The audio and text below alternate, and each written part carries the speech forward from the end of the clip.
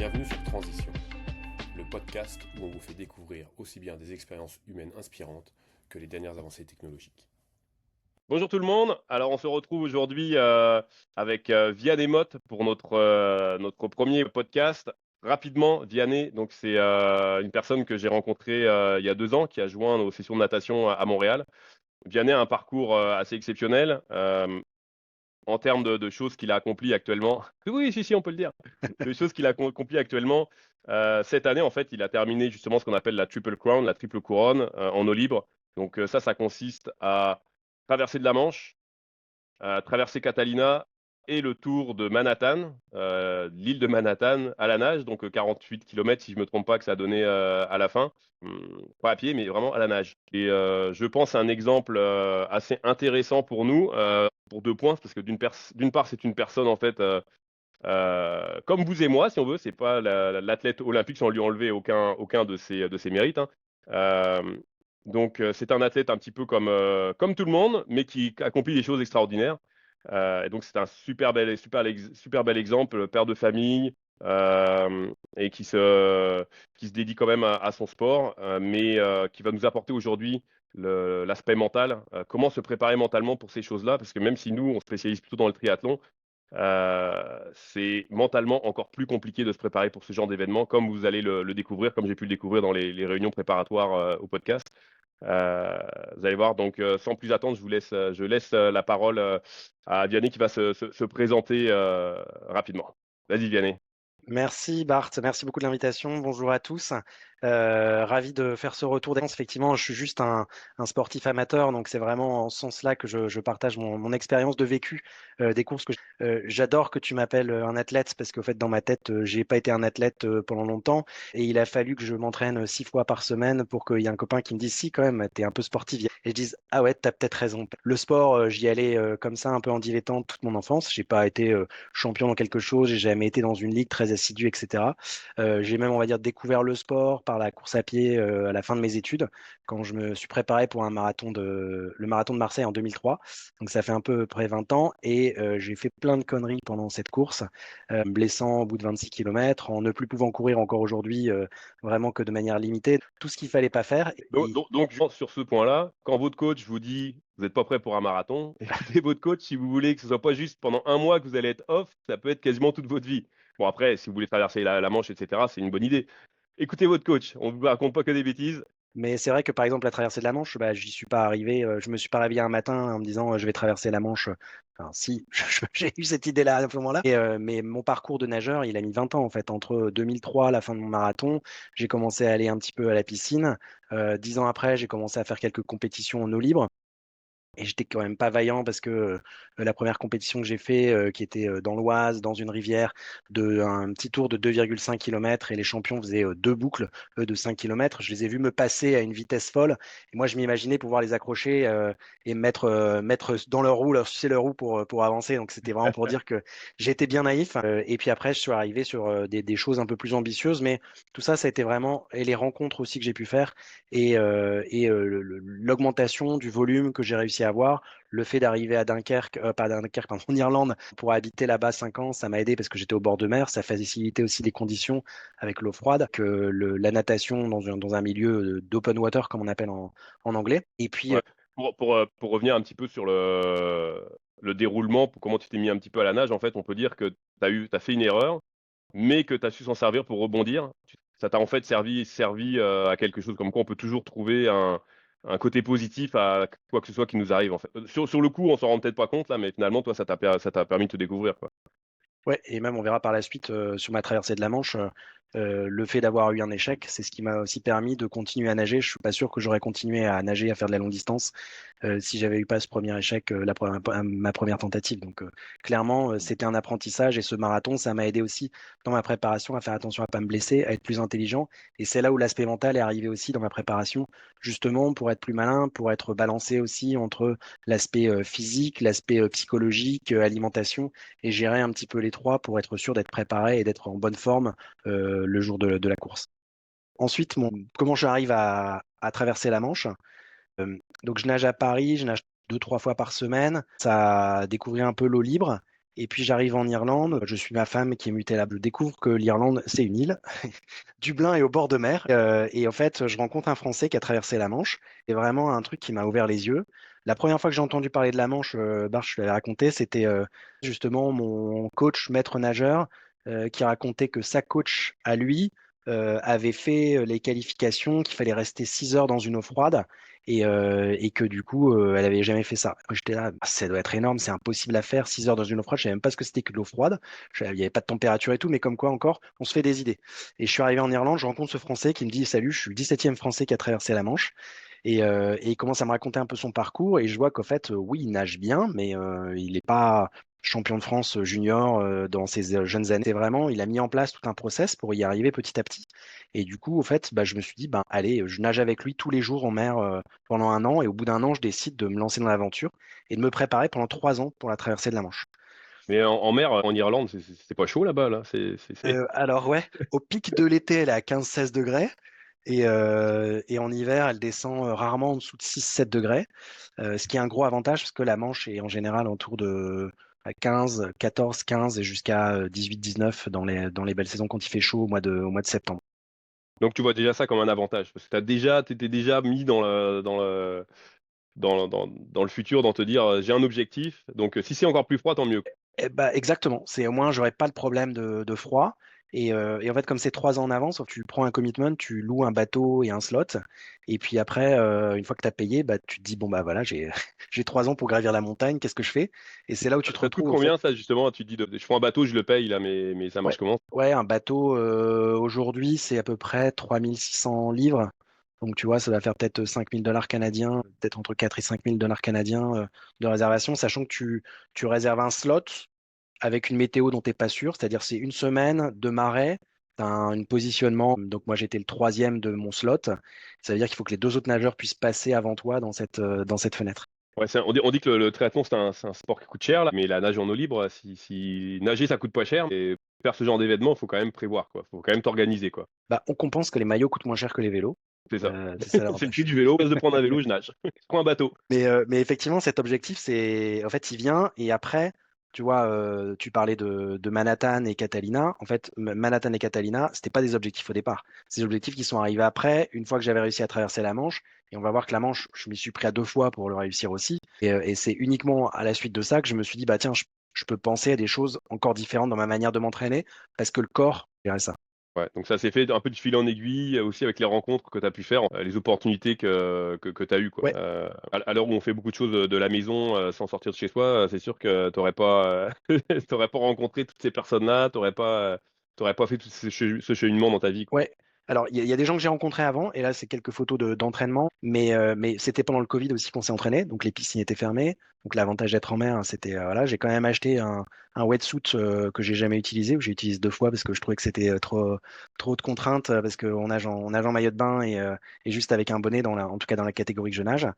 Et puis c'est vraiment les rencontres, comme tu dis, tu vois, j'ai trouvé toute une communauté de nageurs irlandais. Donc il y avait le champion du Ice Mile qui s'appelle Ger Kennedy, qui est une sommité, qui avait organisé d'ailleurs un des triathlons à Dublin une fois, une année, dans la catégorie Ironman.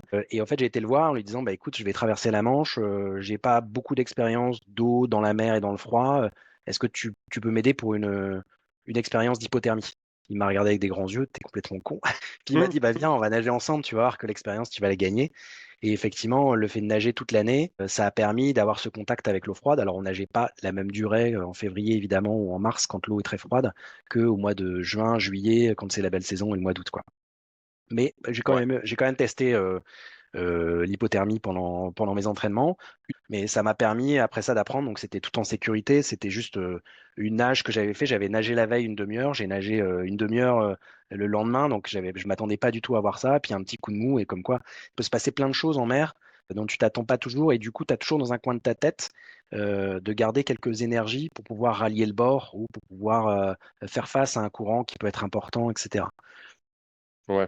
Ce qu'on va pas avoir quand on s'entraîne en piscine, parce que tu peux t'arrêter au mur tous les 25 ou 50 mètres. Ah, ouais, c'est la Donc, différence quand je nage avec la squad, quand tu dis allez on sprint, parce que tous les triathlètes ils sont à fond à 110%, et moi je suis toujours à 100% en disant c'est jamais, Bart il va nous rajouter quelques lignes derrière, je le connais, c'est un peu comme un courant qui peut arriver, donc je voudrais pouvoir remonter sur l'échelle à côté.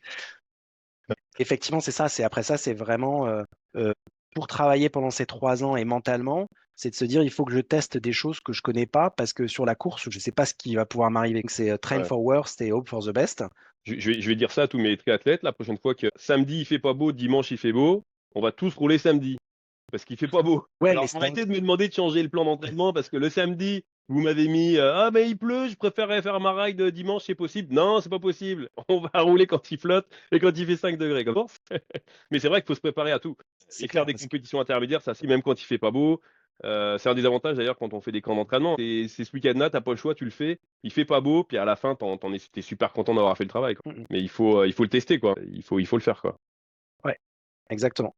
Ouais. Et tu vois, donc moi j'avais des conditions, ça allait être de la nuit, être du froid, de la pluie. Vraiment, c'était tous les jours, tout le temps, c'était des points réguliers. Il y a une fois où je suis parti, il pleuvait pendant 3 heures non-stop, et du coup ça m'a pas plus perturbé ça. Et de toute manière, après ça, moi j'étais dans l'eau, j'étais mouillé, c'était sur le bateau qui était plus, pour le coup, qui était plus emmerdant. Mais du coup, ça permettait aussi d'être en confiance et de pas être perturbé par un changement de conditions. Ouais. On Et va- qu'est-ce dans cet ordre d'idée, on y reviendra plus tard en compétition. En entraînement, c'est quoi le truc le plus débile que t'aies fait? Où euh, tu te dis ça c'était trop là. Bah, le truc le plus débile, c'est que pour travailler le mental, je pouvais pas que faire de la nage parce que j'avais pas le physique qui tenait notamment sur les premières années. Donc ça monte en volume. Et du coup, je me suis dit, bah, allez, je vais faire un marathon de marche sans mon téléphone. Je vais partir à 3 heures du mat. Je vais aller voir le lever de soleil qui était à un port à 21 km. Donc comme ça, aller-retour, ça faisait les 42. Et du coup, j'ai marché pendant 7h30 sur du bitume.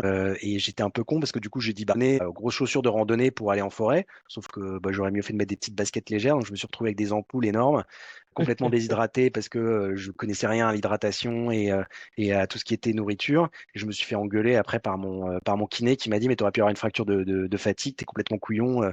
Voilà. Mais d'un autre côté, ça a permis de voir bah, c'était quoi les pensées que j'avais pendant les 7-8 heures, sans contact avec le reste des gens. Qu'est-ce qui se passait quand j'avais mal? Qu'est-ce qui était mon moteur? Est-ce que ça durait longtemps ou pas? Est-ce que j'étais abattu? C'est une bonne question, ça, du coup. À quoi tu penses quand tu nages pendant 17 heures, tu es dans l'eau, tu vois personne, tu fais des entraînements de natation régulièrement de 5 000 à 10 000 mètres sans t'arrêter en piscine ou en lac. À quoi tu penses? Super question. Je pense que je suis un peu con, c'est pour ça que j'aime bien la natation, parce que c'est pas très compliqué, il faut juste mettre un bras devant l'autre. Donc, au fait, je vais avoir des stratégies mentales. D'abord, je suis content, j'aime ça, c'est la première chose. Je pense que si tous les sportifs qui sont aussi sur le call, on aime faire du sport, c'est juste que parfois dans l'épreuve, on peut un peu l'oublier. Donc, c'est juste se le Ouais. rappeler pour se dire, bah, en fait, j'ai quand même de la chance. Tu vois, moi, mes souvenirs, c'est mes démarrages de course, même si t'es stressé, etc. Et je me dis, waouh, je suis chanceux de vivre ça, c'est des expériences de vie. C'est un peu comme ça que j'ai vendu aussi l'investissement financier auprès de ma femme en disant on se fait des souvenirs pour la vie là, c'est plus important que le matériel. Mais du coup, ça joue vraiment sur cet aspect-là de prendre plaisir et puis après ça, de revenir aussi sur bah tiens, pourquoi je le fais. Par exemple, nous, quand on fait des nages assez importantes, on finance aussi des associations pour faire des levées de fonds, etc. Donc, moi, je supporte une association qui vient en aide aux migrants dans la Manche qui sont en nécessité de pouvoir leur offrir des plats chauds et des couvertures. Comment Mais elle ça s'appelle, permet. l'association? Comment elle s'appelle? L'association, elle s'appelle Salam, Nord-Pas-de-Calais. Salam Nord-Pas-de-Calais. Ok. Et, On va mettre le lien peut-être et là, sur sur la la vidéo. photo, tu vois, dans les expériences aussi, par exemple, j'avais fait la traversée de la Manche en relais avec des copains et on l'avait fait pour l'association Jérôme Lejeune pour des enfants qui étaient autistes. Et au fait, on avait 3 enfants dans nos proches et du coup, le fait d'avoir leur prénom aussi, bah, ça te donne un extra motivation. Tu te dis, bah tiens, j'ai quelque chose qui me transcende un peu aussi pour le fait d'aller au-dessus. Ouais, ouais. Tu vas te transcender, tu vas essayer de trouver des choses qui vont plus loin que juste toi, que juste le bout de ton nez là. Oui, parce qu'à un moment, en fait, tu fais le tour dans ta tête. Et ouais, alors, justement, tu parlais de rencontres. Dans les rencontres, le copain Max, là, il a mis le doigt sur quelque chose qui est vachement vrai. C'est que tu peux avoir qu'une seule pensée à la fois. Donc, si tu as une pensée négative, c'est à toi de trouver un Ah ouais. stratagème pour penser à autre chose. Comme ça te permet de te concentrer hein, sur autre chose. Ça peut être dans ma préparation, je me prépare à des moments clés, je pense à des gens ou je fais des choses. Par exemple, je vais faire un footing d'une demi-heure et je vais être capable, quand je vais nager une demi-heure qui est mon temps entre deux nutritions, de refaire la course dans ma tête. Et du coup, je suis plus en train de nager, mais je suis dans le parc à côté de chez moi, il fait beau, il y a des écureuils, les feuilles sont pas encore tombées parce qu'on est au Québec, éventuellement j'ai ma fille qui court avec moi, etc. Et du coup, ça permet de sortir du je suis juste dans l'eau, je suis en train de nager. Et en fait, c'est un peu une hypnose de penser à ça. Ouais, tu vois, dans le même ordre d'idée, j'avais Paul Newsome, là, qui a fait d'ailleurs le marathon aussi, traversée de la Manche, etc. Qui me racontait que lui, un de ses trucs, c'était le bubble breathe, tu sais, où tu fais bubble, D'accord. bubble, puis à chaque fois que tu Ouais. respires, bah, tu fais ton petit breeze, là, mais c'est juste pour avoir un mantra dans la tête, bubble, bubble, breathe, juste pour avoir ça dans la tête. C'est souvent c'est quelque chose qu'on va donner pour les débutants, et Ouais. lui, il le faisait le jour de la course parce que il avait peur aussi du noir dans l'eau, tu sais, de voir dans l'eau. Et donc, en fait, pour se concentrer, pour penser à autre chose, il pensait à ça. Bubble Worries, et comme tu disais, ouais, c'est des Ouais. petits trucs. Il y a des athlètes dans le même ordre d'idée qui comptent. Et ils vont compter Ouais. leur coup de bras. Et du coup, le fait de compter, ça permet de penser à ça. 45 millions Ouais. 270 000. Dans les idées, dans les questions comme ça qui sortent un petit peu, tu vois, il y a Eric qui demande comment on se prépare pour les rencontres marines style jellyfish, parce que c'est quelque Ouais. chose qui est arrivé en plus à Kona cette année, là. Ils sont tous fait piquer, mais alors big time. C'est quand même, des fois, c'est assez stressant, quoi. Même moi, juste de les voir, moi, déjà, ça me fait paniquer, là. C'est de l'expérience, mais en fait, il faut se faire piquer avant. En gros, une fois qu'on s'est déjà fait piquer. L'Irlande, pour ça, c'était pas mal parce qu'il y avait un peu plusieurs sortes de jellyfish. Donc, ça permettait avec des trucs, des Lion Made, avec des grands fils qui sont bien urticants. Et on avait des phoques de temps en temps. Je me suis retrouvé nez à nez avec des phoques quand je nageais. Je me suis retrouvé avec des tortues. Je me suis retrouvé avec à Ouais, puis nager les au milieu. phoques, c'est pas les bébés phoques qui font pleurer, là. C'est les phoques, ça a des sacrées dents, là. C'est assez stressant, quoi, comme bestiole. Ouais, gros. Alors, les gros, si tu restes à distance, ils vont rester à distance. Mais tu vois, cet été, j'arrive pour préparer Catalina et on était à San Diego. Je me dis, je vais nager, il y a un petit banc de mer, etc. Je vois des phoques à droite à gauche. Je me dis, bon, je vais essayer de passer entre les trucs. En plus, j'avais pas ma bouée ce jour-là, donc je voulais pas partir trop loin. Je le plonge et je tombe nez à nez avec un phoque qui jouait avec moi dans l'eau pendant 5 minutes, quoi. Et Ah moi, bah, ils jouaient j'étais au moins. debout. Et en général, c'est les petits qui jouent.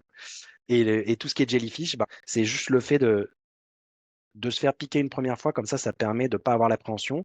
Ma première traversée, je me suis fait piquer sur le bras. Après 1 heure et demie, j'étais là, chouette, ça y est, ça me tient éveillé, c'est super, c'est dans la nuit. Et du coup, je l'avais tourné dans quelque chose de positif en disant, bah, c'est bon, c'est que j'avance aussi. Si j'en trouve, c'est que je fais pas du surplace. Et hop, et allez, vas-y, c'est juste sur le bras. Allons, on continue, quoi. Ouais. Et puis, ah ouais, une dernière petite question par rapport à comment tu fais, parce que ça, c'est quelque chose qui touche vraiment les triathlètes, là. Surtout ceux qui font du longue distance, ceux qui font des Ironman, comme quand ceux qui font des marathons, c'est qu'on ne fait jamais la distance avant le jour même. Ou alors, Mm. si on l'a fait, c'est une grosse erreur. À chaque fois, on le paye. Et c'est ça, par exemple, que ce soit en vélo ou que ce soit sur le marathon, on dit souvent, ça sert à rien de faire nécessairement 180 km. Et surtout, il ne faut pas faire 42 km juste avant ton marathon, parce que pour plusieurs raisons. Mais comment est-ce que mentalement, c'est pas évident à approcher, surtout pour les débutants, le fait de ne jamais pouvoir faire la distance, et toi, c'est certain que tu vas pas t'amuser en Ouais, non. entraînement à faire la traversée de la Manche, quoi, à faire la distance que tu vas faire ou à nager pendant 17 heures, là. Mais comment est-ce que tu arrives à être assez sûr de toi pour dire, je vais être capable de nager pendant 2 fois ou 3 fois plus longtemps que j'ai jamais fait sur cette journée-là? Moi, je suis aussi de l'école, ça sert à rien de faire la distance. Toutes les manières, en plus, la distance, elle veut rien dire en natation, en open water, parce que ça varie avec les courants et tu sais jamais combien c'est plus des temps que tu vas rester dans l'eau. Donc, nous, on Ouais. parle en termes d'heures. Avant d'arriver sur la Manche, j'avais fait 2 fois des séances de 6 heures. C'était mes plus longues nages que j'avais jamais fait et j'avais jamais fait plus. Et c'était pas un problème à partir du moment où la première, je l'avais fait un peu en touriste et pour expérimenter. Et la deuxième, je l'avais fait dans un camp, c'est-à-dire que j'ai été monté en volume très fort sur cette semaine-là. Et en fait, le fait d'avoir des répétitions avec un 6 heures une journée et le lendemain, tu renages à nouveau 3 heures pour récupérer et puis retravailler aussi là-dessus, ça permet de te donner confiance aussi parce que j'ai pas fait, moi, quand j'ai traversé la Manche, j'ai mis 15h46. Bah, j'étais loin avec mes 6 heures, Ah ouais, c'était plus que deux fois un le double, tiers quoi. Ouais. quasiment de la durée. Donc voilà. Ouais. Mais après, une Et fois que tu es parti au-dessus de 6 heures, tu as, un truc de longue distance où tu peux continuer ad vitam aeternam quasiment, quoi. tant que tu te nourris, quoi. Mais justement, d'ailleurs, par rapport à ça, Cardine pose la question en même temps sur le chat. Qu'est-ce qui se passe par rapport à ta nutrition, justement, dans ces cas-là? Parce que c'est quelque chose que t'as pas pu tester avant. Donc là, c'est quoi? C'est capacité d'adaptation et d'essayer de prendre des choses le plus sécuritaire possible. C'est quoi les ficelles par rapport à ça pour arriver quand même rassuré pendant ta préparation par rapport à cet aspect nutrition? Bah, bon apprentissage sur la troisième des courses à LA. J'ai pas suffisamment travaillé mon estomac. Et en fait, j'avais un plan de nutrition avec 4-5 produits. J'ai toujours des produits de secours si jamais ça passe pas. Et toutes les demi-heures, donc j'avais travaillé avec une nutritionniste. Encore, pour moi, c'était vraiment tellement gros comme rêve. Et je me suis dit, je suis obligé de m'accompagner avec des gens qui sont experts dans le sport. En natation, l'hypothermie, elle vient de la non-nutrition. C'est-à-dire qu'on est un poil et il faut qu'on reste à 37 degrés. Donc, au fait, c'est notre capacité à ingurgiter du charbon qui brûle et à le transformer en énergie. Donc, c'est juste ça. Et le fait de nager, c'est comme quand on court ou quand on fait du vélo, bah, ça crée de la propre chaleur. Donc, en hiver, en fait, on peut avoir chaud juste en pédalant sur le vélo. Après, il y a toujours du vent, il y a des choses où on course à pied. Mais en natation, c'est la même chose. Plus je vais continuer à tourner les bras à la même vitesse, ça va permettre de générer de la chaleur. Et si jamais je me refroidis, bah, il faut que je sois en capacité aussi de changer ma nage pour peut-être accélérer un petit peu mon nombre de mouvements de bras, pas forcément plus de poussées d'eau, mais juste pour garder un petit peu cette chaleur. Mais quand ça va pas, c'est à moi de trouver des solutions, soit dans ma tête, soit avec l'équipe en général qui est sur le bateau. Pour des raisons de sécurité, il y a toujours quelqu'un qui est sur le bateau pour justement penser à des choses alternatives. J'ai jamais été dans le calcul aussi au gramme près du nombre de carbs qu'il fallait que j'ingurgite par heure, etc. Donc j'ai toujours beaucoup fonctionné avec des tests. Je testais pendant mes entraînements, je regardais ce qui fonctionnait, quel état de forme j'avais. J'en parlais avec la nutritionniste aussi pour débriefer. Donc, Ouais, parce qu'aujourd'hui, on a des gros questionnements sur le longue distance entre ceux qui mangent 150 calories et puis ceux qui en prennent 60, quoi.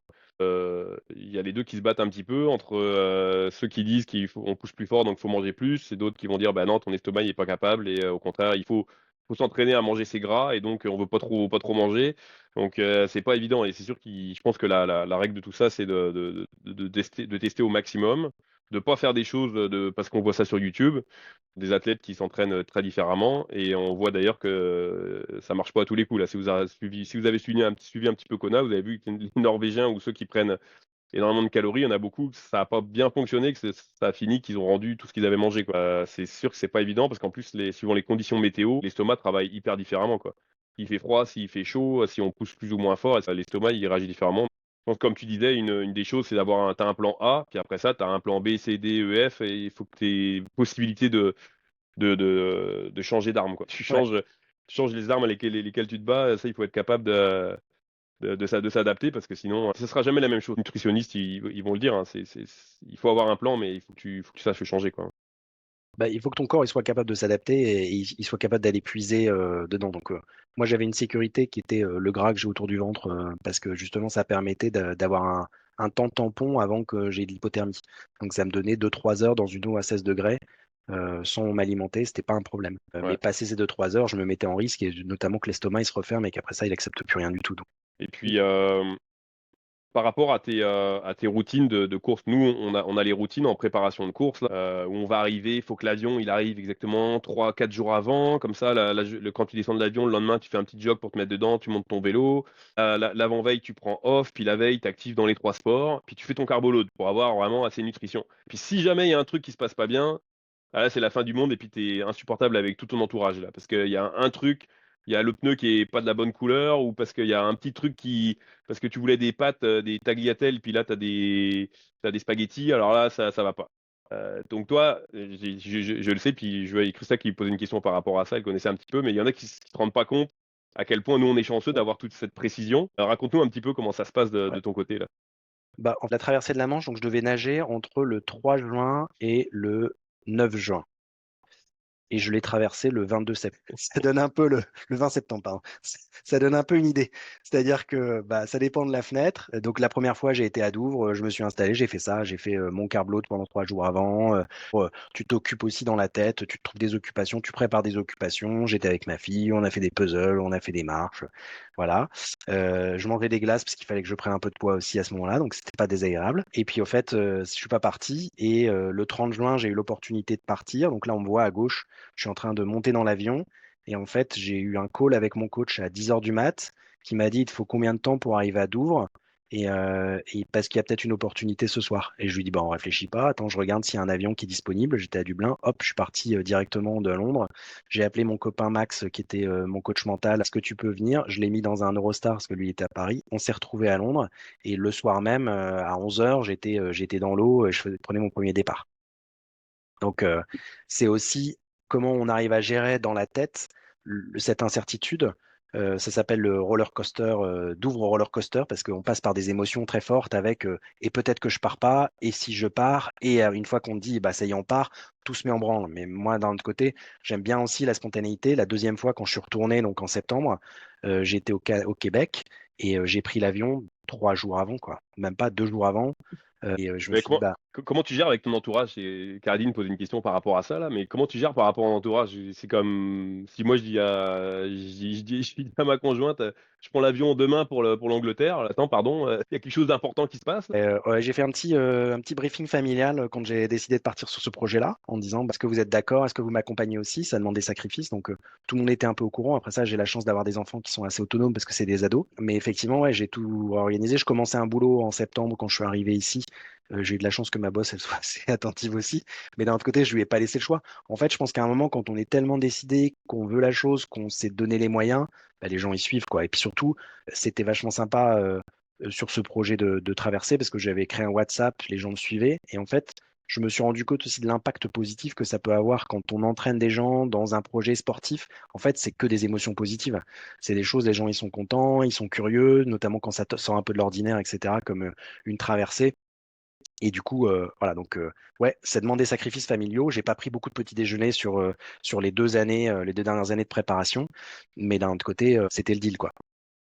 Ouais, puis en plus, après on appelle ça des sacrifices, mais c'est des contreparties. Enfin, en même Ouais. temps, t'en profites aussi de l'autre côté parce que tu fais ce qui te passionne, quoi. Moi, des fois, quand j'entends des athlètes qui disent ah, qu'est-ce que je fais comme sacrifice? 2 ans que je prépare ma mission, je fais des sacrifices, je fais des sacrifices. Je trouve qu'en fait, c'est plutôt l'inverse. C'est peut-être mon entourage, je fais peut-être plus de sacrifices, mais toi, tu l'as choisi, quoi. C'est un choix et en fait, c'est pas tant des sacrifices, c'est des choix, puis t'en ressors plus grandi et c'est comme quelque chose d'assez narcissique, si on veut, enfin, ou d'assez on peut pas dire que c'est des sacrifices, quoi. Je trouve que les appeler comme ça, là, quand les gens qui se préparent pour des Ironman, ils disent oh là là, qu'est-ce que j'ai fait comme sacrifice? C'est qu'ils font peut-être pas pour les bonnes raisons. Ouais, mais après, tu sais, tu peux avoir aussi une certaine lassitude physique de surentraînement ou autre, donc c'est important, et notamment sur cet aspect mental, de te réserver des zones, tu vois, des moments en famille où tu vas passer du temps qualitatif avec Ah bah tes ouais, proches, les amis, pouvoir décompresser. Moi, je sais que par exemple, bah, je bois pas beaucoup d'alcool, mais avant les compétitions, 4 5 mois avant, j'arrête de boire complètement, et ça me met aussi dans une petite bulle, et ça me rappelle aussi au quotidien que voilà, je fais des choix par rapport à ça. Mais ce qui est important, c'est d'arriver le jour J avec la banane, d'être cool. Là, on me voit sur la première photo, on voit pas bien sur la gauche, mais je suis tout stressé. C'est ma deuxième traversée. Ça fait 4 mois que j'habite, ça fait même pas un mois que j'habite au Québec, et je suis en train de me dire merde quand même, j'ai pas intérêt à me planter parce que j'ai fait tout ça. Si c'est pour faire un tour de 2 heures dans l'eau, et puis dans ces cas-là, tu as ton corps qui te parle aussi. Donc c'est important juste avant de pouvoir s'aligner, mais d'avoir fait la paix avec son corps, avec quel que soit le résultat qui va arriver, etc. Et de se dire, allez, je vais profiter de l'instant et je vais apprécier et je vais accueillir ce qui va se passer, quelles que soient les conditions auxquelles je vais faire face. on va en reparler après, justement, des différents résultats qui peuvent arriver à une course, mais c'est certain qu'il faut s'y préparer à toutes les éventualités. Mais pour la préparation physique, par exemple, ça représente quoi comme préparation? C'est ce genre de choses de traversée qui dure une quinzaine d'heures, là. En moyenne, il fallait nager entre 20 et 25 km par semaine. Des sessions longues le week-end qui pouvaient aller jusqu'à 2 3 heures, ou voire plus après ça sur des semaines un peu extrêmes. Moi, la plus grosse semaine que j'avais fait, j'étais autour de 50 km sur la semaine. J'étais parti en Croatie faire un camp avec mes coachs londoniens sur le corps. Et après, sinon, c'est vraiment la régularité, mais bah, c'est un peu comme vous, c'est-à-dire qu'il y a des montées en puissance de 6 semaines, puis après ça, on va relâcher un petit peu une semaine, et en fait, on va faire de la progression de 10% de volume. Donc, si aujourd'hui je suis à 15, bah, je peux monter à 17, 18 la semaine prochaine, puis je vais faire des petits paliers comme ça, puis après ça, je vais monter à 20, et ça évite les blessures. Et donc, la proportion piscine au libre. Est-ce il y a quelque chose que tu respectes à peu près ou ça dépend des saisons? C'est tellement contraignant l'eau. Et quand tu discutes avec tous les coachs de natation, ils disent c'est en fonction de ce que tu as sous la main. Il y a Ouais, des gens qui vont jamais aller en mer bah, parce qu'ils habitent loin. Par exemple, Montréal, c'est pas pratique d'aller nager dans une eau salée, quoi. Il faut ouais, facilement 5 6 heures de voiture, donc tu peux pas forcément le faire, mais tu as plein de lacs. Mais les lacs, ils sont gelés l'hiver. Ça veut dire que tu fais beaucoup de piscine l'hiver. Et en fait, l'eau, elle est même à un moment trop chaude, c'est-à-dire que t'as pas vraiment demi-saison. Tu as ton lac qui est à 4, il va passer à 12, et puis 2 semaines après, il est à 20 et 25, quoi. Donc, en un mois, il a complètement changé de physionomie, quoi. Donc c'est ouais. vraiment en fonction de ce que tu as sous la main. Ce qui te permet, mais après ça, c'est aussi rassurant dans la tête de se dire, il faut croire en son process en fait, qu'on a mis en place. Tu vois, tu parlais d'alimentation, de coach, d'accompagnement, de ce que tu mets en place. À un moment, de toutes les manières, quand tu arrives proche de ta course, tu peux plus rien changer. Donc c'est juste accepter de se dire, ce que j'ai mis en place, c'est bien. De toutes les manières, je pouvais pas faire plus. Je me suis donné à fond. Donc maintenant, j'y vais quoi. Parce c'est sûr qu'on a toujours cette peur de ne pas en avoir fait assez, de pas être au point, etc. C'est plutôt bon signe, hein, parce que si tu arrives trop sûr de toi quelque part, des fois, ça se retourne contre toi. Là, faut pas être trop, faut respecter, comme on dit, l'événement. Mais comment tu en arrives à cette zénitude justement, à dire, ouais, je le prends comme ça. C'est ça qui va arriver parce que j'ai fait tout ce qu'il fallait. Est-ce que tu as des petits trucs comme ça pour te mettre en condition? Je dis pas que j'y arrive à chaque fois. J'ai entendu Tony Parker, qui est un champion de basket, qui disait bah, je comprends pas pourquoi moi je suis pas régulier. Je suis capable de faire des matchs à 30 points et des matchs où je mettais pas un et je mettais peut-être 5-6 points. Il va voir Kobe Bryant et il dit Kobe, mais comment toi tu fais pour être toujours régulier? Et il lui dit c'est à chaque fois que je marque, je reset et je repars à zéro. Et en fait, c'est un peu ce qu'il faut faire aussi sur ce type d'événement, c'est-à-dire il faut oublier ce qui s'est passé s'il y a des choses qui sont dans la tête. Si on est focalisé sur ah, je ne suis pas assez entraîné dans le froid ou pas assez entraîné dans la mer, en fait, c'est des choses qu'on va traîner et du coup, c'est de l'énergie qu'on va perdre pendant l'événement. Moi, c'est vraiment de revenir sur l'instant présent, de profiter, de faire un peu le clown, de rigoler avec les gens qui sont autour, etc., de me détendre et de garder l'énergie, sachant qu'il y a un moment où bah, quand tu te mets la vaseline sur le corps, la crème solaire, etc., c'est des moments aussi où tu vas être en contact avec toi-même. Tu as un autocontact, donc ça te permet aussi de te rassurer et puis d'être un peu dans ta bulle. Et puis après ça, quand tu as la mise en mouvement, c'est ça qui fait que ça y est, quoi, quand tu sautes à l'eau, quoi. Good. Est-ce qu'on avait d'autres points sur la préparation avant de passer sur le race day? Il y avait une petite question de gestion de la nutrition pendant 15 heures, mais ça peut être pendant le race day, Ouais, justement, le jour de la course. on va aider. Euh, Préparation, ouais, la durée, on est passé dessus. Ouais, je pense qu'on peut passer, c'est ça, sur Mm. et du coup, le jour J. Quand arrive le jour J, ouais. Alors ça, tu sais, ça commence quand même. Pour nous, ça commence souvent un petit peu avant le jour J. Toi, c'est encore plus compliqué parce que c'est toute la semaine avant, tu sais pas si tu vas partir. Puis là, je trouve qu'il y a une grosse différence entre toi ou entre les nageurs d'eau libre, où justement vous savez pas exactement quand vous allez partir, et du coup, quand vous avez un go, vous avez vraiment envie d'y aller. Nous, en triathlon, ce qu'on remarque souvent, c'est que quand c'est le moment d'y aller, comme on n'a pas le choix, c'est OK, on part à 7 heures tel jour, puis ça fait depuis une semaine enfin depuis un an qu'on sait à quelle heure on part, quel jour. Souvent, on y va reculer. On n'a plus envie d'être là quand on est sur la ligne de départ parce qu'il y a tout le stress, tout qui est emmagasiné. Sauf quand on atteint un certain niveau d'expérience où là, ça y est, on réalise plus la chance qu'on a et on est capable d'embrasser ce moment vraiment spécial. Mais je sais on a souvent cette impression de se dire, oh là, surtout quand on prend le déjeuner à 4 heures du matin, qu'on n'a pas faim, puis qu'il faut quand même manger quelque chose avant de partir. Puis là, on dit, qu'est-ce que je fais là? Pourquoi je fais ça? Je serais tellement bien juste à regarder les amis faire la course, puis moi, relax, là, tranquille. Et alors que toi, c'est l'inverse. C'est que toi, quand tu sais que tu as une fenêtre de tir, tu te précipites, puis même si t'es pas prêt, tu veux y aller quand même. Donc, Ouais, tu te dis j'ai de la chance de et- partir, mais après, ouais, le c'est ça. stress, il est la même chose, hein. Tu sais, tu as quand même la boule au ventre parce que c'est le jour de course. Et comment Après, tu le transformes, ce stress, justement, en truc qui va te permettre d'être positif, justement, plutôt que de te ronger par l'intérieur et puis de faire que tu te sens pas bien. Il y en a certains qui ratent leur course à cause de ça. Avant de partir même, ils sont déjà plus dans la course, quoi. Ils paniquent, paf, ils partent dans l'eau, ils paniquent, quoi. Puis là, c'est fini, quoi. ouais, moi, ça passe beaucoup par des siestes. Je dors beaucoup la journée d'avant ou la nuit d'avant. Je me mets un peu en sommeil parce qu'après ça, il va falloir tenir 13 heures ou 14 heures ou 15 heures. Ouais, puis parce que la nuit juste de la course, souvent on dort pas, de toute façon, on dort super mal, quoi. Donc c'est les Mm. nuits précédentes. Ouais, les nuits précédentes, mais après, et après, c'est ça, c'est le fait d'avoir ta routine préparée, tu fais ton sac. En fait, tu fais des choses qui t'occupent aussi. Toujours le même truc, tu sais, t'as qu'une pensée. Et du coup, ça permet de te rester focalisé sur l'instant, de pas courir la course avant. Après, dans la course, de toutes les manières, quand le go il est donné, vous êtes nombreux, donc tu as Ouais. l'engouement, tu as l'énergie de tout le monde.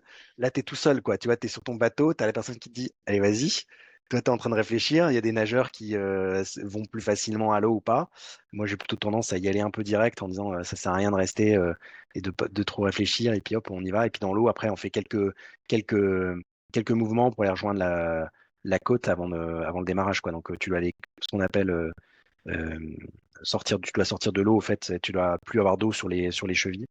Et Ah ouais? donc ça fait 5 minutes de nage supplémentaire avant ton épreuve, juste pour arriver bien. Ça va être vraiment d'accueillir la course. Il y a toujours un démarrage des 2-3 heures sur lequel tu dis: «Et pourquoi je suis là? Est-ce que j'ai bien tout prévu?» Tu es encore un peu dans l'organisation et c'est un peu comme quand tu organises une fête ou un mariage et à un moment, tu es tellement dans la préparation, à un moment tu lâches prise, sinon tu profites pas du truc aussi. Donc tu as quand même ces 2-3 heures, 1 heure et demie où tu peux être là en train de repenser. J'imagine qu'en Ironman, ça doit être un peu la même chose où tu es dans ta natation et tu te demandes si tu as bien tout prévu sur ton bike ou autre. Mais après, bah, t'as l'événement qui part et c'est vraiment, ce que je disais, c'est que je coupe tous mes événements en demi-heure, qui sont mes phases entre deux nutritions. Et du coup, j'essaye d'avoir même avant la course un nombre de coupures que je vais avoir. Que, par exemple, la manche, c'était 32 stop d'une demi-heure dans ma tête. Et je suis arrivé en 15h46. Catalina, c'était 28. Je suis arrivé en 13h55. Donc, je me dis peut-être la prochaine fois, je sois plus ambitieux sur mes objectifs. Mais d'un autre côté, je me suis dit aussi, c'est que je me suis prédisposé à arriver dans ces conditions-là, sachant que je connaissais pas les conditions, je savais pas le temps que j'allais mettre. J'étais prêt à faire plus ou moins, évidemment. Mais ça permettait de structurer un petit peu aussi un peu la course. Et comme justement, on n'a pas un point d'étape, ça veut rien dire. Une distance, ça veut rien dire. Et même l'heure, ça veut rien dire. Donc là, bah, je vous ai montré quelques photos où, au fait, dans la Manche, il y a des endroits qui s'appellent la separation zone entre les lignes où les bateaux descendent et les bateaux montent. Il y avait des points où, de temps en temps, j'avais donné des mots aussi pour me faire penser à autre chose. Donc, par exemple, on voit 7 ans à 9 heures. Et en fait, 7 ans, c'était des mots que j'avais donnés à mes copains. Ils ne savaient même pas ce que c'était. Et ils me mettaient des mots comme ça. Mais moi, ça me permettait de me dire, le 7 ans, c'était, bah, en fait, imagine-toi, enfant à 7 ans, en train de te regarder faire ça, et regarde-toi avec tes yeux d'enfant, un peu émerveillé, de dire waouh, jamais t'aurais pensé réussir à faire ça, être dans la Manche, juste ça, quoi. Ouais, Donc ouais, ça mais c'est vrai que permet de reprofiter. c'est super important garder les yeux d'enfant ou les yeux de débutant quand tu as commencé à faire ce sport, là où tu es rendu aujourd'hui. Et là, ça te fait réaliser comme, ok, en fait, je m'éclate, quoi. Tu sais, si j'ai de la chance, souvent, on va se mettre beaucoup trop de pression. Puis c'est ça, je pense, souvent, qui est le défaut sur la ligne de départ. C'est que souvent, on s'en met, on se met de la pression, on imagine que le monde entier est en train de nous regarder, que c'est super important pour tout le monde. Et en fait, c'est vachement plus important pour nous que pour les autres.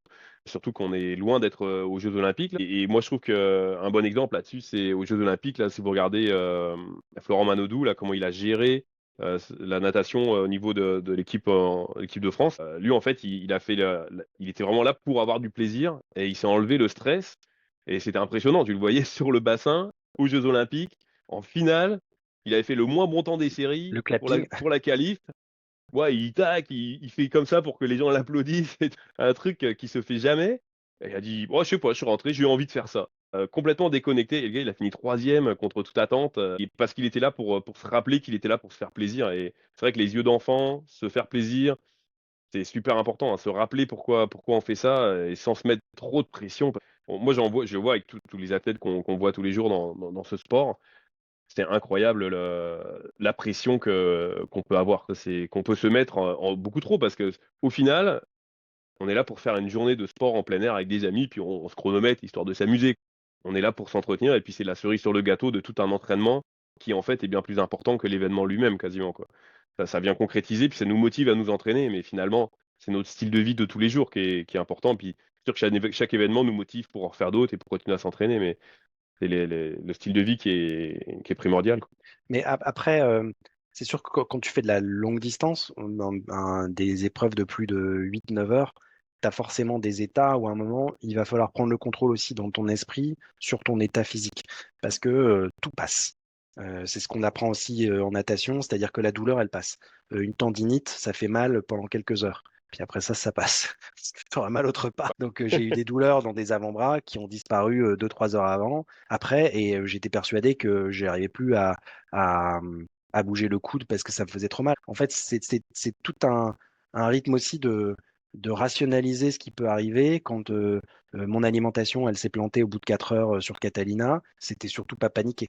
C'était me dire, OK, t'as pas de décision à prendre pour l'instant, t'as pas froid, t'es pas en danger, t'as encore 6 heures de payer du bateau parce que tu payes 10 heures dans cette course-là. Et du coup, c'était bon, bah voilà, profite, tu fais tes 6 heures, puis on verra jusqu'où tu as été et puis où tu iras. Mais le fait de ne pas prendre la décision sur l'instant T, ben, c'était pas grave. Vous, ça peut être une crevaison. Ben, en fait, je l'accueille comment la crevaison? Ben, c'est peut-être un moyen où je vais reprendre une respiration ouais, je vais faire un peu de mécanique, mais d'un autre côté, ça va permettre de changer aussi le mode. Et puis, je l'accueille comme, bah, c'est tout, ça fait partie de la course aussi. Si tout Comme était on dit, écrit, ça fera des choses à raconter, quoi. exactement, si tout était C'est ça écrit, je pense l'intérêt. que ça intéresserait personne. Si c'était facile et que, donc, c'est aussi pour ça qu'on fait ce genre d'épreuve. Côté aventure, hein. Et personnellement, ça va être, peu importe la distance, il y en a, ça va être une distance un peu plus longue qui va leur apporter ce côté aventureux, quoi. De pas savoir ce qui nous attend. Si c'était écrit que bah, t'as tant de FTP, t'as tant de VO2, tu fais tant de résultats, ça serait nul, quoi. Et on veut justement ces choses imprévues et voir comment on réagit. Puis des fois, c'est ça qui nous permet d'avoir des bons classements, hein. C'est parce que tous ceux d'avant, ils ont eu un truc super imprévu et nous, on n'en a pas eu et du coup, on fait un bon classement. Donc, c'est ça le jeu, c'est ça qui est, je pense, qui est intéressant là. J'ai deux petites questions là, une de Caradine notamment. Si tu peux nous partager un petit truc qui te permet de rester dans ta bulle dans la semaine d'avant. Genre, pas moi, tu manges des fraises tous les jours pendant 5 jours avant, tu vois, ou est-ce que tu as un rituel, hein, une poupée dans laquelle tu mets des aiguilles? Alors, bah, comme il y a des épreuves où je savais même pas que j'allais partir 24 heures avant, c'est un peu compliqué. Et sinon, ce que j'essaye de faire, c'est vraiment de. Moi, j'ai un petit rituel avec l'eau où je vais, en général, si je suis pas loin, je vais me poser dans l'eau, je vais faire la planche sur le dos et je vais écouter la mer. Et en fait, c'est un peu me reconnecter aussi à la nature et sachant que je vais être avec l'eau après l'épreuve, en général, j'essaie de le faire aussi pour refaire la paix avec l'eau, quel que soit ce qui soit passé. Parce que parfois, je me prends des beignes et tout, tu te prends des claques avec les vagues ou autre, mais ça permet de revenir à un instant calme aussi. Donc, ça permet d'avoir ça. C'est ce que j'ai fait à chaque fois avant de partir. Le jour d'avant, j'avais un moment où j'étais tout seul dans ma tête et ça me permettait ouais, d'avoir ce moment-là où tu fais pas de sport mais d'un autre côté, tu es dans l'élément. Ah, Euh, génial. mais c'est toujours de penser de toutes les manières que c'est les actes qui comptent plus que les pensées. Et dans cette semaine-là aussi, donc Ouais, c'est ouais. d'être actif quand même, de faire des choses, d'avoir planifié aussi sa semaine, pas trop rigide, mais de se laisser la souplesse. Bah, je suis fatigué, je vais dormir et voilà, j'écoute mon corps parce que quand on est en carb load, il y a des trucs où voilà, on passe son temps à manger, alterner un peu. Je cherchais à avoir des trucs à manger différents aussi, histoire que ce soit pas monotone. Donc ça occupe un peu aussi. Ouais. Ouais, tu vois, moi, je bois quasiment plus d'alcool pendant les 2 mois d'avant, mais par contre, la veille, je prends un petit verre de vin. Ça fait partie du rituel. Autre question, le pire truc qui t'est arrivé en course? Moi, il y a une question plus précise d'Aurélie. As-tu déjà eu une crise de panique en plein milieu de ta course? Si oui, comment l'as-tu géré? Ouais. Mais en même temps, c'est quoi le pire truc que tu as pu vécu? Enfin, peut-être ça va ensemble, peut-être c'est deux choses différentes. Ouais. Et- Le pire truc en nage, c'était pas pendant une course, mais c'était pendant un entraînement. D'où l'intérêt de tester des choses. On faisait le tour d'une petite île. Ça devait prendre 40 minutes. On était deux groupes de nageurs, un groupe de nageurs rapides qui connaissaient pas trop le lieu et un groupe de nageurs plus lents qui étaient entraînés justement par Ger Kennedy qui connaissait bien le coin. Tous les nageurs rapides se retrouvaient bloqués à un courant. On n'arrivait plus à bouger. C'est-à-dire que tu es à 300-400 mètres des côtes et tu ne peux ni avancer dans un sens ni dans l'autre. Et là, j'ai eu vraiment peur. J'ai vraiment peur parce qu'en plus, il y a déjà des gens qui sont morts dans ce coin-là. Et du coup, tu as des idées qui passent aussi dans la tête. C'est comment tu restes calme, sachant qu'on n'était pas tout seul, donc tu fais attention aussi aux copains qui sont autour, etc.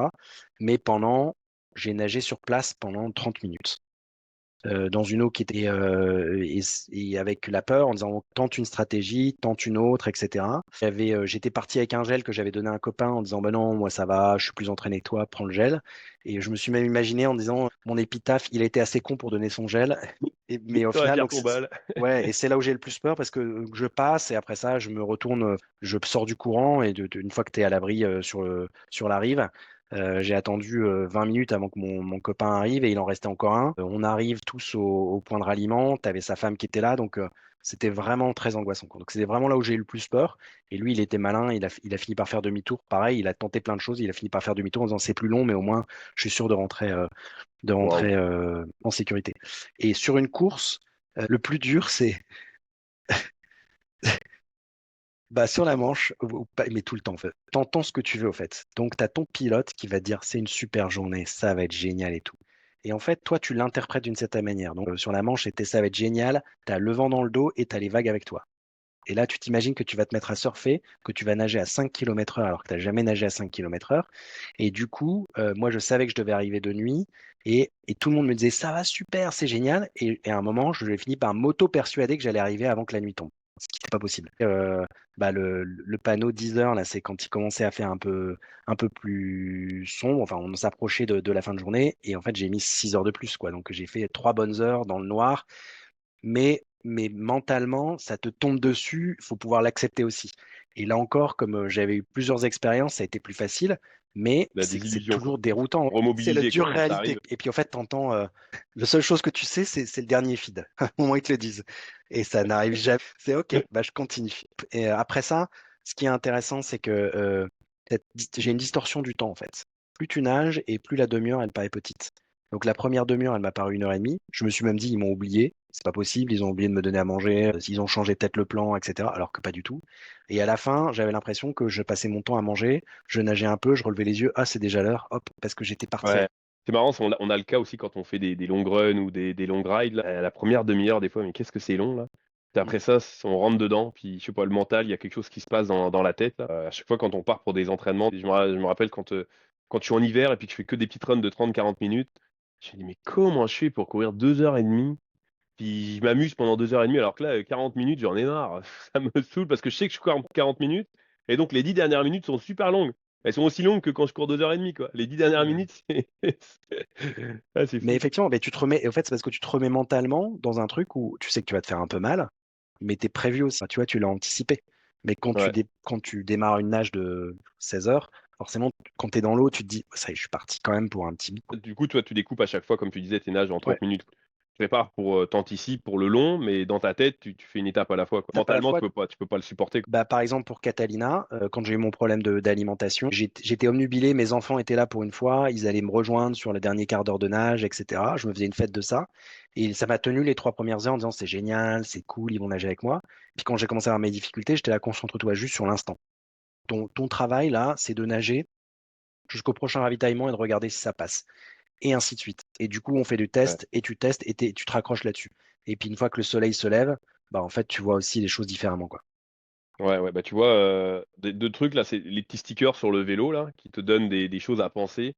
Toi, tu avais des gens carrément avec des pancartes là Ouais, qui te montraient ça. Nous, ce qu'on fait, c'est qu'en triathlon, des fois, on se met des petits stickers sur le bike, ou alors dans le petit sac qui te donne en course à pied ou en vélo, on va se mettre des petits trucs, ou sur le dossard, tu vas marquer quelque chose, ou sur ton bras, tu peux aussi sur écrire le des guidon, choses, ouais. des petits mots. Des fois, c'est dans tes trucs de nutrition aussi. Tu te fais un petit plan de nutrition, puis au milieu, par exemple, tu prévois un truc, tu sais que c'est genre un petit bonbon que tes enfants ils adorent, et Hmm. donc ça te fait penser à eux, tu vois. Enfin, des petits trucs comme ça pour couper les choses pendant l'événement, puis raccrocher ça à des choses plus terre à terre. Et par rapport à ce que tu disais dans l'événement où les choses se passent pas forcément bien, mais de réussir à juste se mettre un petit objectif.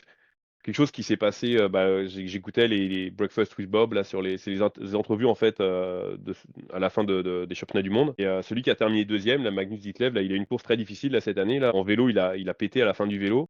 Il sentait vraiment pas bien. Il est parti au marathon. En fait, je pensais que j'allais même pas partir. Puis je me suis dit, par respect pour moi-même, pour tout l'entraînement que j'ai mis, Hmm. puis pour les partenaires et tout ça, mais déjà par respect juste pour moi-même, je vais partir au marathon. Je vais aller jusqu'au demi-tour.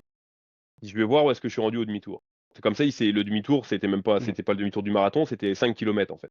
Je vais Ouais. faire 5 kilomètres, un rythme que je sais que je peux tenir. Super facile, là. Je me demande pas de faire, je fais pas vraiment la course. Je mets juste un pied devant l'autre, je jog jusqu'aux 5 kilomètres. Puis rendu là, tu sais, je vais repenser rendu là. Mais là, pour l'instant, je suis jusque là. Fait qu'au lieu de déjà de se projeter sur, ok, j'ai fait tant de temps, si je fais tel marathon en telle heure, je vais être capable de remonter. Non, Ouais. un petit objectif. Je vais jusque là. Je me mets pas de pression. Donc, il s'est enlevé toute la pression. Il a dit, c'est pas grave, je vais juste aller courir. Et il s'est fait dépasser, mais par je sais pas combien de personnes.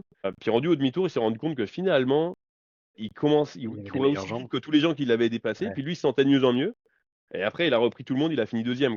Mais s'il s'était mis dans un mindset de se dire, ah, j'ai tellement une mauvaise journée, j'ai plus de jus, je me fais dépasser par tout le monde. Et en bike, j'ai été trop fort et moi qui finis toujours devant tout le monde, là, j'ai perdu 5 places dans les 20 derniers kilomètres. C'est fini, quoi.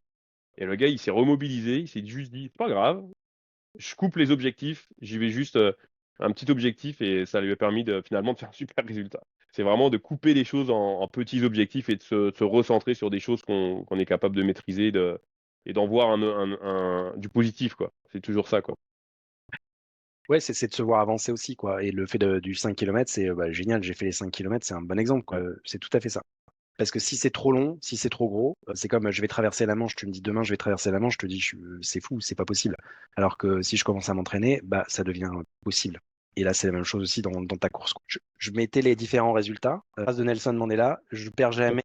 Soit je gagne, soit j'apprends. La première traversée de la Manche, je me suis arrêté au milieu. J'avais fait 30 km, 9 heures, et en fait, j'étais en train de me noyer. Donc, les 2 dernières heures, je buvais la tasse toutes les 3 respirations. Donc, il y a un moment aussi où il faut savoir s'arrêter, ou il faut savoir prendre la décision aussi. Donc, c'est important de ne pas la prendre de manière trop soudaine, sauf s'il y a une blessure ou il y a un truc évidemment direct, ou voilà, on fait une chute en vélo, on a, je sais pas, une patte cassée ou une épaule, c'est évident, ou s'il y a une mise en danger. Mais sinon, c'est de dire à quel moment je prends la décision et comment je la prends, quoi, cette décision. Je voyais que moi, j'avançais pas. Je voyais que ça faisait 2 heures que mon staff, il commençait à me donner des signaux, genre, vas-y, essaye d'appuyer un peu plus tes bras, ramène plus d'eau, etc. Il m'avait changé de côté de bateau, il y avait la mer qui commençait à bien se lever, etc. Et au bout d'un moment, je dis, bon, ok, c'est quoi l'histoire? Ils me disent, bah, il te reste à peu près peut-être encore 10 heures de nage, mais il faut que tu nages plus vite que ce que tu as fait là. Parce que là, en fait, tu es en train de revenir en arrière, et si on continue, tu retournes à Douvres avec le courant. Donc, voilà. Ouais. Mais l'expérience du marathon, où je m'étais blessé, ça m'a aussi permis d'avoir cette lucidité, de dire, OK, bah, la bonne solution, c'est de remonter sur le bateau. C'est pas mon jour, d'être un peu humble par Ouais. rapport à ça. Est-ce que tu avais déjà pensé avant comment tu aborderais ça si jamais on te sortait du bateau? Est-ce que tu t'étais déjà mis, j'ai plusieurs objectifs, par exemple, je veux réussir à traverser, ou sinon j'arrête à tant de kilomètres, ou est-ce que tu avais déjà envisagé la chose? Parce que Ouais. faut être capable de le supporter sans que ce soit un fardeau non plus pour tous ceux qui sont avec toi sur le bateau, etc. Tu as emmené plein de monde avec toi. Mm. Ouais. Et comment tu te prépares pour tout ça? C'est pas juste toi qui es impliqué, quoi. Ouais, bonne question. C'est pas facile. Sur ce type de natation, tu as ton pilote qui a le dernier mot, et la règle numéro un, c'est ta sécurité. Donc tu sais que si lui décide de te sortir de l'eau, c'est tout, c'est non négociable. Donc ça fait partie des paramètres de la course. La deuxième chose, c'est la réussite, et la troisième chose, c'est le plaisir. Le plaisir, il arrive quand même bien, bien loin. Mais là, j'avais vu les différents scénarios, j'avais réfléchi, j'avais fait de la visualisation aussi. Puis après, comme ça dépend de la météo, t'espères aussi que la météo, elle va être clémente, quoi. Donc quand je me suis retrouvé à 10 heures sur le parking avec le pilote qui arrive, le pilote anglais avec son bon accent de Douvres, et qui commence à me dire, OK, la fenêtre, elle est en train de se réduire et tout, je lui avais dit, moi, je prends ma chance. Enfin, Ouais, peut-être que ça va se fermer, peut-être que pas, peut-être que j'arrive à passer le courant et tout. Donc, je savais en partant qu'il y avait peut-être une possibilité que ce soit pas mon jour. Mais ouais. je suis remonté sur le bateau, j'étais content. J'avais fait ce que j'avais envie de faire. Je savais pas si je pourrais même refaire la Manche. C'est le lendemain, en fait, où je me suis dit j'ai pris la bonne décision. Physiquement, j'étais pas entamé. Et le fait justement d'avoir nagé ces 9 heures en juin et d'avoir refait en septembre, c'est là où je me dis bah, je pourrais faire un New York-Los Angeles la même année. Donc c'est pour ça, j'ai pas gagné ce jour-là, mais j'ai gagné bien plus parce que j'ai appris. Ça m'a donné confiance dans ma capacité de corps à gérer un peu plus de sport et d'événements. Ouais, est-ce que tu l'as réalisé plus ou moins pendant que ça arrivait, si on veut, pendant que tu as abandonné? Est-ce que tu arrivé à te projeter déjà sur d'autres choses, ou c'est quelque chose que ça t'a mûri après dans les jours qui ont suivi? Bah, après, c'est un deuil, hein. Tu remontes sur le bateau, tu es soulagé parce que tu as la douleur qui s'arrête, voilà, t'as quand même bien morflé, tu t'es pris des coups dans la tête avec les vagues et tout, puis tu as bu de l'eau. Donc déjà, sur le bateau du retour, j'ai nourri les poissons pendant 2 heures, tellement j'avais bu d'eau de mer. Après, par contre, t'as les questions qui arrivent. Et est-ce que je me suis pas arrêté trop tôt? Est-ce que j'aurais pas dû continuer? Est-ce que c'était quand même possible? Et il y a d'autres nageurs qui l'ont fait. Donc c'est important aussi d'être bien entouré pour pouvoir débriefer avec eux, pouvoir en reparler. Et là, quand j'en ai reparlé avec mon coach, c'est longtemps après. Tu vois, je l'ai revu l'année dernière, et je lui ai dit, mais qu'est-ce qui se serait passé si j'avais continué? Il me dit, en fait, tu avais continué 1 ou 2 heures de plus, tu serais revenu, là, on aurait dû sortir de l'eau et tu aurais passé 48 heures à l'hôpital parce que tu avais de l'eau dans les poumons, de l'eau de mer dans les poumons. Mais tu as besoin par étapes d'entendre les choses, de les vivre, de les ressentir, que le corps, tu as la fatigue aussi. Et puis le lendemain, en fait, comme je me sentais bien physiquement, c'est là où j'ai rappelé mon coach et j'ai dit, bah, tu m'avais dit que si jamais avec le bateau ça se faisait pas, est-ce que tu as d'autres bateaux qui seraient ouverts? C'est comme ça qu'on a replanifié le truc dans l'année. Donc c'était important pour moi aussi de refaire quelque chose. Ça peut être, tu vois, la même course ou une autre course sur lequel tu peux te redonner confiance. Ça peut être une course peut-être un peu moins longue si jamais c'était trop gros, etc. par rapport à ton volume d'entraînement. Mais je crois que c'était important, un peu comme une chute de cheval, de remonter derrière. Ouais, ouais, ouais. Bah, parce que c'est sûr que c'est quelque chose qu'il faut anticiper en triathlon, là, parce que nous, on a l'aspect mécanique en plus. Alors, Mm. il y a l'aspect, tu peux avoir un problème de nutrition, tu peux avoir, il y a plein de raisons pour abandonner. Et il y a une blessure, mais il y a aussi des choses complètement en dehors de ton contrôle. Des fois, ils arrêtent la course à cause de la météo. Des fois, on brise quelque chose sur son vélo. Et ça fait 6 mois ou un an qu'on s'entraîne pour une course. Puis là, bang, ça s'arrête au milieu du vélo. Et ça fait partie de la course et il faut s'y préparer, quoi. Faut être prêt à l'accepter quand ça arrive. Mm. Parce que c'est pas facile et c'est pas facile d'arrêter comme ça quelque chose qu'elle on s'est tellement, tellement projeté, quoi. Mais ça fait partie il y a plusieurs objectifs. Il y en a un, c'est de finir. Il y en a un autre, c'est d'aller De décrocher une place ou un truc, ouais. ouais, de décrocher une place. Il y en a d'autres, ça va être déjà juste de finir la journée en forme. Il y a il faut réussir à se reprojeter si ça arrive. C'est intéressant. Moi, je me mettais plusieurs objectifs. C'était de partir. C'était déjà un premier objectif parce que c'était pas sûr de pouvoir partir. C'est ce qu'on dit C'était, souvent, hein, d'aller sur la ligne de départ, hein, de te rendre sur la ligne de départ. Et c'est ça, c'est une grosse partie du travail qui est faite déjà. je suis sorti de l'eau après 9 heures. Je m'étais dit, bah, c'est la plus longue nage que j'ai jamais fait de ma vie. Donc, c'est quand même quelque chose que j'ai accompli aussi. Donc, Ouais, 30 km, 42 km, 47 km, 33 km. après, alors, c'est marrant parce que la distance veut rien dire. Si on regarde ça, on se dit, Ouais. à New York, j'ai nagé à 1 minute 04 au 100. Je Oh pense bah que j'ai c'est pas jamais mal, fait hein. ça pendant 47 kilomètres. C'est pas mal. Mais j'avais beaucoup de courants dans le dos et l'English Channel, là où il y a des courants à la fin, on voit ma courbe. Je suis Ouais. quasiment, je suis en train de longer la côte. Donc, qui est un peu perturbant aussi, c'est que tu vois la côte et tu vois les falaises et tu les vois pas avancer, quoi. Donc, à la fin, je manquais de lucidité j'avais l'impression que c'était le phare que je voyais. En fait, c'était le bateau d'une autre personne. Et à un moment, on s'est écarté, on a pris une autre route. Et j'étais là, mais pourquoi on n'est plus sur la route et tout? C'est pas possible, là. Je pense t'avais une citation là par rapport aux échecs. Qui était sur l'écran, ouais. C'était je perds pas, ou je gagne ou j'apprends, quoi. Ouais, exactement. Ouais, ouais, on apprend toujours quelque chose, hein, même dans des choses où ça paraît vraiment, on a l'impression de rien en apprendre. Après, quand on se retourne, un petit peu comme avec ton marathon, là, tu te retrouves quelques années après, et puis tu te dis, bon, bah finalement, c'est grâce à ça que finalement, je me retrouve à faire des traversées assez incroyables et ça a changé tout. En fait, ça a changé ta vie, quoi. Mais par exemple, New York, ça a été un succès, ça s'est bien passé. Mais du coup, j'ai peut-être moins appris que Catalina, sur lequel j'ai eu plus de mal. Et par exemple, l'alimentation, c'est à ce moment-là où je m'en suis rendu compte. Donc, tu tires aussi parfois Ouais. plus de retours et d'apprentissage quand ça va pas dans ton sens, que tu es obligé de faire cette introspection et dire, OK, qu'est-ce que je dois reprendre dans mon process pour le faire différemment, sachant que j'ai gagné de l'expérience. Donc, je suis un athlète plus accompli encore que la dernière fois. Puis dans le même ordre d'idée, il y a Station de Winston Churchill, là, une de mes préférées en ce moment, qui dit que le succès, c'est d'aller d'échec en échec Ouais. sans perdre son enthousiasme. Et ça, je trouve ça excellent. Même quand finalement on y arrive, on veut toujours faire mieux. Fait que finalement, on n'est jamais vraiment content là, mais c'est vrai que d'aller en échec sans perdre son enthousiasme, je trouve ça excellent. Ouais, mais c'est complètement ça. Après, il n'y a pas forcément de course à avoir sur du plus, plus, plus, mais c'est juste tant qu'on a un rêve et qu'on a envie d'y aller, après ça, on se donne les moyens et on a juste. Et c'est ça. Ouais, Il faut que le rêve il soit aussi un minimum accessible, hein. ouais, Je ne descendrai jamais un 100 mètres en 45 secondes, c'est clair, même si je m'entraîne ouais. beaucoup. Et je peux Même si progresser. Caradine veut te mettre dans la very fast lane demain là. Et par rapport justement, quand une fois que tu as réussi tes objectifs, et comment est-ce que je sais pas si est-ce que c'était ça la question de Julie? Ou Julie, c'est quoi? Qu'est-ce que tu as prévu après? comment tu te reconcentres tu sais, parce que tu peux te prévoir un autre objectif, ça souvent c'est le truc le plus simple, mais t'as pas nécessairement envie, tu vois, ok, j'ai fait un Ironman là, peut-être que j'ai pas envie de repenser tout de suite à vouloir refaire un Ironman, quoi. Tu sais, qu'est-ce qui te garde motivé, qu'est-ce qui te permet de garder l'envie de nager, comment tu restes, comment tu tombes pas dans la dépression en fait. Et tu vois, quand j'ai rejoint la squad, j'ai contacté Justine, j'ai mis en photo là parce qu'elle était avec ma Catalina. Je suis rentré de la Manche, je travaille en télétravail chez moi, j'arrive dans un nouveau pays, je connaissais personne. J'ai fait 3 semaines, puis au bout de 3 semaines, j'étais là, ça ne peut pas continuer, quoi. J'ai obligé de passer à quelque chose. Donc c'est comme ça que j'ai cherché sur les réseaux sociaux, des groupes. Du coup, moi qui m'entraînais beaucoup tout seul, bah, en fait, j'apprécie de venir m'entraîner en groupe.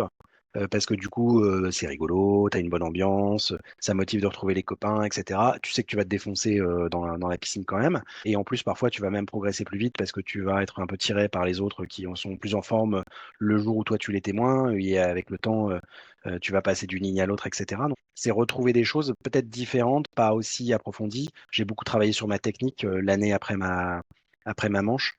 Donc, je me suis fait coacher, j'avais fait la journée que tu proposais dans la partie vidéo. Et du coup, ça permettait de voir un petit peu, bah, tiens, qu'est-ce que j'ai changé? Tout ça, c'était l'apprentissage aussi de dire, bah, quand je suis arrivé avec pour la manche, j'étais un petit poulet, quoi. J'arrivais même plus à sortir les épaules de l'eau. Je faisais des demi-mouvements, etc. Donc, je voyais bien que ma technique, elle s'était tellement dégradée que c'était pas possible, quoi. Donc, c'était peut-être retravailler toute cette technique pour pouvoir repartir sur d'autres projets, quoi.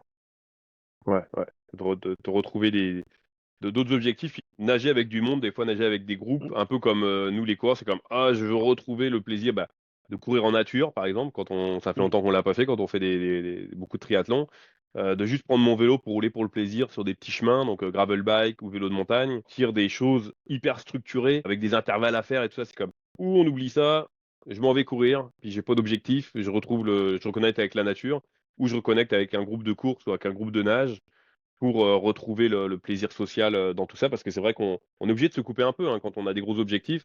C'est pas évident de trouver des gens qui ont d'aussi gros objectifs et des horaires comme les nôtres. Parce que finalement, quand tu dois t'entraîner comme toi, si tu dois nager 15-20 heures par semaine, faut que tu les cases dans ton horaire, quoi. Entre la famille et le travail, plus les activités sociales, c'est pas facile, quoi. Donc, faut que tu nages quand tu peux, quoi. Donc, c'est sûr Plus que les tu fais plein de... siestes. Plus les siestes. Ah ouais, non, non, c'est certain, quoi.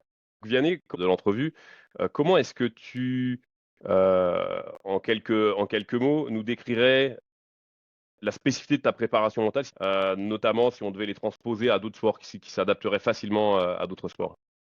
Ouais. Si j'ai trois points que je retiendrai un petit peu de mon expérience de nageur, le premier, c'est le mental, c'est un muscle. Et comme tous les muscles, il a besoin d'être entraîné. Et c'est vraiment ça. Donc, dans votre préparation, prévoyez cet entraînement aussi pour être prêt mentalement pour le jour de la course, ayez vos stratégies prêtes. Ça veut dire aussi, il faut les avoir testées, il faut avoir des exercices, aller chercher de l'expérience mentale aussi pendant cet aspect de préparation. Et du coup, ça repose aussi le corps. C'est pas forcément sur de l'effort physique que vous pouvez l'avoir. Il y a plein de choses à avoir Ouais, pour travailler. comme tu disais tout à l'heure, en fait, le fait d'aller nager dans des conditions très mauvaises, où c'est pas nécessairement le physique, mais c'est le mental qui Ouais, va te permettre de pousser là-dedans. Un petit peu exactement. comme nous, aller faire du vélo quand il fait pas beau. Je veux dire, c'est le mental, hein. Les jambes, t'as pas mal aux jambes nécessairement, mais par contre, t'as d'autres choses qui te passent par la tête. Ouais, ouais. Ça peut être d'aller dans l'eau froide, dans le noir pour s'habituer. Ça peut être d'aller nager une fois, de faire quelques lignes sans lunettes. Ça peut être tout plein de choses qui vont permettre de faire ça. La deuxième chose, c'est justement sur la visualisation. Pendant l'entraînement, moi j'avais fait pas mal de visualisation sur les parcours de ma course. Et même si je connaissais pas toutes mes courses, le fait d'avoir des moments, de préparer des moments qui auraient pu être difficiles, de gérer mes émotions, éventuellement visualiser différents cas de figure qui auraient pu se passer, ça évite justement d'être complètement dépourvu quand ça arrive le jour de la course et on est préparé parce que mentalement, on a déjà pensé à ce qu'on pourrait faire, comment on pourrait gérer la situation, donc ça a vachement aidé. Et la troisième chose, et peut-être la dernière, bah, c'est juste sur la course, d'avoir sa préparation en tête, enfin, tout cet aspect mental qu'on a préparé, ses stratégies mentales par prête, et de pouvoir changer d'une à l'autre en fonction. Et ne À la fin de notre rencontre, avant de te libérer, merci beaucoup pour ton temps et ton partage en tout cas. Avant de te libérer, je vais avoir quelques petites questions un petit peu plus personnelles, mais qui vont être super intéressantes pour nos auditeurs, là, parce que ça va leur permettre de prolonger un petit peu la réflexion qu'on a eue aujourd'hui. Donc, très simple. Par exemple, si tu devais retenir une personne qui t'a marqué dans tout ton cheminement, ou alors une personne avec qui tu aimerais prendre un café parce que c'est quelqu'un qui t'inspire, ou etc. La personne peut être vivante, peut être disparue, peu importe. Une personne connue évidemment du grand public, oh bah remarque, même pas forcément connue, ça peut être quelqu'un que tu as rencontré, un entraîneur, un ami ou quoi que ce soit, mais qui t'a marqué, qui a fait ce que tu es aujourd'hui. euh, il y a plein de gens qui ont marqué l'expérience du sport, c'est aussi rencontrer des gens. Je pense que jamais j'aurais réussi à traverser la Manche si j'avais pas rencontré tout le monde. Le dernier nageur inspirant que j'ai rencontré au Québec, c'était Justine, avec qui on a partagé, mais qui m'a vachement aidé aussi. Et j'aurais pas fait New York et j'aurais pas fait probablement Catalina si elle n'avait pas été là.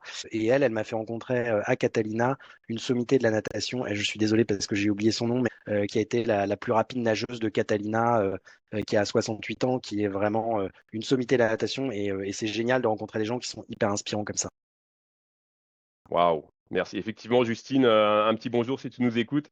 On adore qu'elle nous partage son expérience et on a la chance de la voir régulièrement avec nous à la piscine. Peut-être qu'à un moment on aura l'occasion de l'entendre à notre podcast aussi parce qu'elle a beaucoup de choses, énormément de choses à nous partager aussi. Super intéressant aussi. Ensuite, alors si tu as un livre ou alors un podcast ou un livre audio ou quoi que ce soit à conseiller à nos auditeurs qui restent sur leur faim là? Alors, et c'est là où j'avoue que je lis pas beaucoup et, et je deviens tout rouge, mais C'est pas j'aime bien les pratique de lire. podcasts. Et j'aime bien les podcasts. C'est vrai que c'est quelque chose. Et du coup, là, j'ai deux podcasts qui viennent et qui m'ont vachement aidé au fait cette année aussi, qui étaient dans la tête d'un coureur et dans la tête d'un cycliste. Et il y a plein de sujets différents, mais j'ai particulièrement préféré les témoignages des sportifs qui revenaient soit sur leur course, soit sur leur préparation. Parce qu'il y a plein de choses qui pouvaient être transposées, moi, dans mon sport, quand il y avait des gens du trail qui étaient interviewés. Et puis après ça, même, c'est toujours intéressant d'avoir des infos sur du sport, de tendance ou autre, soit sur du matériel. Donc voilà, je trouve que c'est vachement inspirant. Cool. Tiens, bah, d'ailleurs, en parlant de podcast, je tape des nages genre de 3 heures en piscine là. Est-ce que tu as des écouteurs? Ouais, non, parce qu'en course, on n'a pas la possibilité d'avoir des écouteurs. Donc je prends l'habitude de ne pas le faire. Et puis après ça me permet aussi d'être concentré sur ma nage. Donc Avec toi-même, quoi. Avec toi-même et avec ouais, l'élément, quoi. avec moi-même. Ouais. Si j'avais, tu vois, si j'avais les podcasts, cet aspect mental à travailler, je le travaillerais pas aussi bien.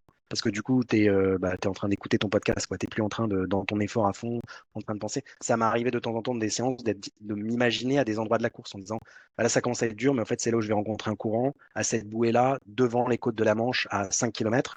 Et du coup, ça me permettait de me dire, allez, vas-y, accroche-toi, parce que là aussi, toi, tu vas devoir t'accrocher double, tu auras fait 12 heures avant d'arriver là, quoi. Ouais, c'est drôle parce que ce que tu parles de ça, parce que justement, l'aspect mental de visualisation et de transposer et de se préparer mentalement pour l'événement, puis le développement des capacités neuromusculaires, en fait, la connexion entre le cerveau et les muscles, c'est quelque chose que des fois on a tendance à oublier, surtout avec toutes les plateformes où, en fait, comme beaucoup de gens s'entraînent à l'intérieur sur leur vélo, par exemple, des fois ils mettent la télé en même temps, très souvent en Mm. fait, sur certaines sessions, et du coup ils oublient ce que font les jambes, surtout avec les entraînements préprogrammés sur Zwift ou quoi que ce soit.